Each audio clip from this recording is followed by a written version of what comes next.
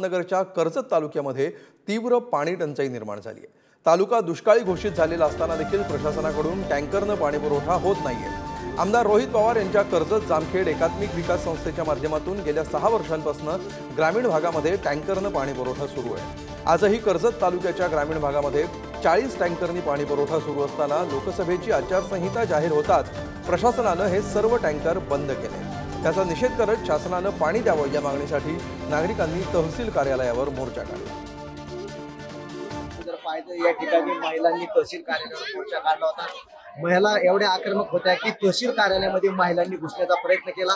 याशिवाय या ठिकाणी मडके फोडून पाणी टंचाईचा निषेध या ठिकाणी केलेला आहे। आमदार रोहित पवार यांच्या एकात्मिक विकास संस्थेच्या माध्यमातून जवळपास कर्जत तालुक्यामध्ये 40 ते 50 गावांमध्ये रोज टँकरने पाणी पुरवठा होत होता। आचारसंहितेच्या नावाखाली हे टँकर बंद झालेले, त्यामुळे या ठिकाणी तीव्र पाणी टंचाई निर्माण झाली आहे आणि या पाणी टंचाईचा निषेध करण्यासाठी आज मोर्चा तहसील कार्यालयावर काढण्यात आला। आणि या मोर्चामध्ये महिला एवढ्या आक्रमक होत्या की तहसीलचा आणि प्रशासनाचा सरकारचा त्यांनी या ठिकाणी निषेध केलाय। मडके फोडलेत आणि तहसीलदार या ठिकाणी जेव्हा या आंदोलनकर्त्यांची सामोरे झाली तेव्हा देखील महिला खूप आक्रमक झाल्याचं आपल्याला पाहायला मिळालं आणि कोणत्याही परिस्थितीमध्ये टँकर सुरू करावेत अशी मागणी या ठिकाणी या महिलांनी यावेळी केलेली आहे।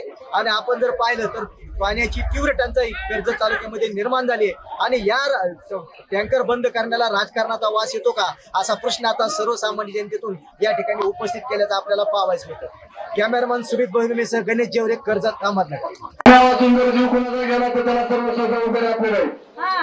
तुम्ही जाणून बुजून राजकारण जर करणार असेल आणि पाण्यावरती जर राजकारण करणार असेल तर निश्चितपणाने तो गुन्हा आम्ही केला असं गृहीत धरा।